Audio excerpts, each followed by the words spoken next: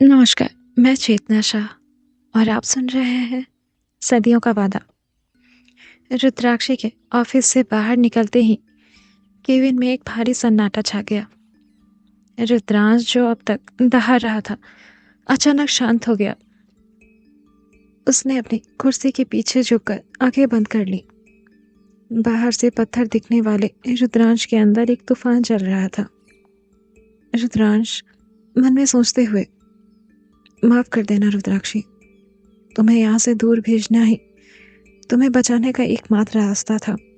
Alexa एक जहरीली नागिन है। अगर उसे जरा भी शक हुआ कि तुम मुझसे जुड़ी हो तो वो तुम्हें तबाह कर देगी। आज मैंने अपनी ही निगाहों में गिरकर तुम्हें उसकी नजरों से सुरक्षित कर दिया है। अब उसका पूरा ध्यान तुम पर से हट जाएगा। तुम जहां भी रहो, बस सुरक्षित रहो। एलेक्सा दरवाजे के पास खड़ी उसे देख रही थी। उसे लगा कि रुद्रांश सच में रुद्राक्षी से नफरत करने लगा है। वो मुस्कुराते हुए अंदर आई। एलेक्सा थोड़ा इठलाते हुए, रुद्रांश जो हुआ अच्छा हुआ। वैसे भी ऐसी लड़कियां हमारे बीच आने के काबिल नहीं थी। रुद्रांश ने चेहरा बिल्कुल सपाट रखा। उसने तुरंत अपने फोन से आदित्य को एक सीक्रेट मैसेज भेजा। थोड़ी ही देर बाद केविन का डोर नॉक हुआ। रुद्रांश ने धीमी आवाज में कहा, अंदर आ जाओ। आदित्य, जो कि रुद्रांश का भाई और उसका दोस्त भी था, केविन में दाखिल हुआ। उसने कमरे के तनाव को भांप लिया था।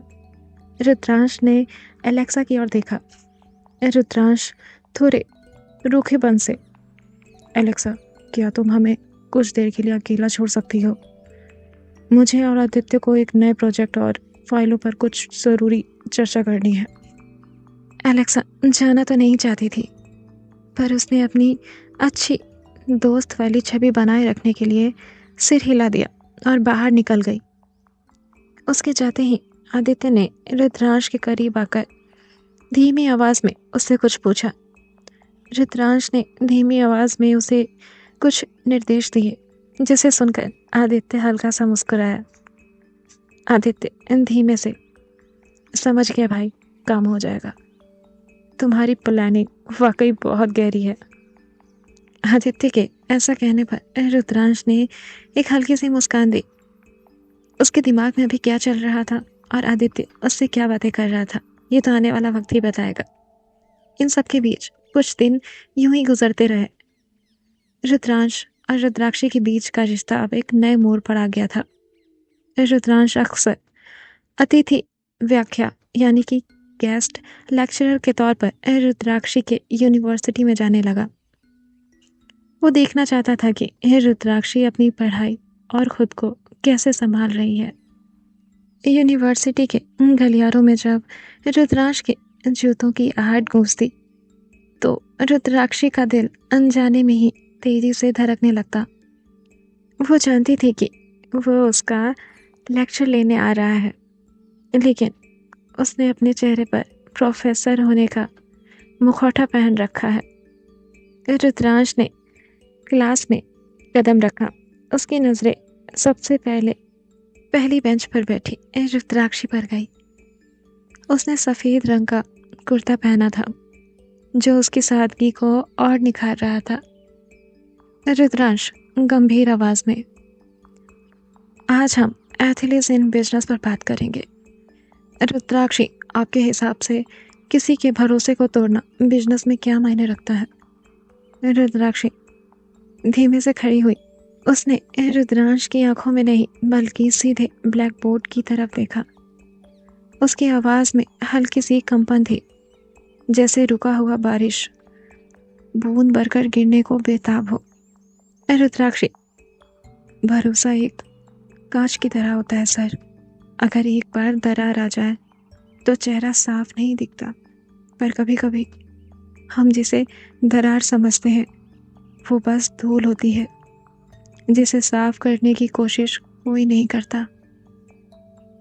पूरी क्लास शांत हो गई। रुद्रांश को ऐसा लगा जैसे रुद्राक्षी ने सीधे उसके दिल पर वार कर दिया हो। वो कुछ कहना चाहता था, पर रुद्राक्षी जवाब देकर बैठ गई। उनके बीच की ये खामोशी बहस पूरी क्लास में एक भारीपन पैदा कर रही थी, जैसे सूखी ज़मीन पर अचानक ठंडी हवा के झोंके चलने लगे हों। क्लास ख़त्म होने के बाद रुद्रांश अपने घर को निकल गया और गाड़ी में बैठकर वो मन ही मन सोचने लगा, तुम्हारी ये बेरुखी मुझे अच्छे से पता है रुद्राक्षी, पर शायद सही समय आने का इंतज़ार करना होगा हम दोनों को। उस रात घर पर रुद्रांश बहुत बेचैन था। वो गौरी माँ के कमरे में चला गया।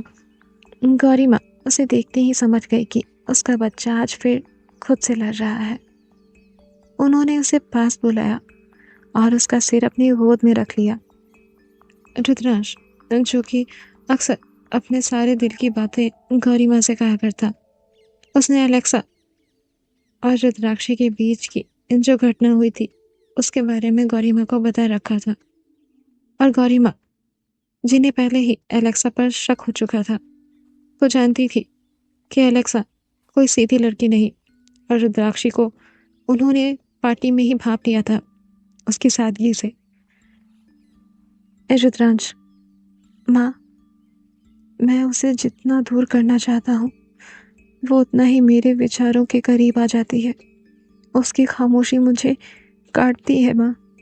गौरी माँ बालों को सहलाते हुए, बेटा, जब रूहें एक दूसरे को पहचानने लगती हैं तो दिमाग की दीवारें काम नहीं आती। तू उसे बचाने के लिए खुद को सजा दे रहा है ना, पर क्या तूने सोचा है कि उसकी खामोशी में कितनी बड़ी बरसात छुपी है? उसे बरसने का मौका दे बेटा, वरना ये सैलाब तुझे ही ले डूबेगा। गौरी माँ के सर को इस तरह सहलाने से और उनकी बातें उसके दिल पर किसी मरहम की तरह काम कर रहे थे। क्या होगा कहानी में आगे? कैसे गलत फहमी में फंसी रुद्राक्षी रुद्रांश के सच को जान पाएगी?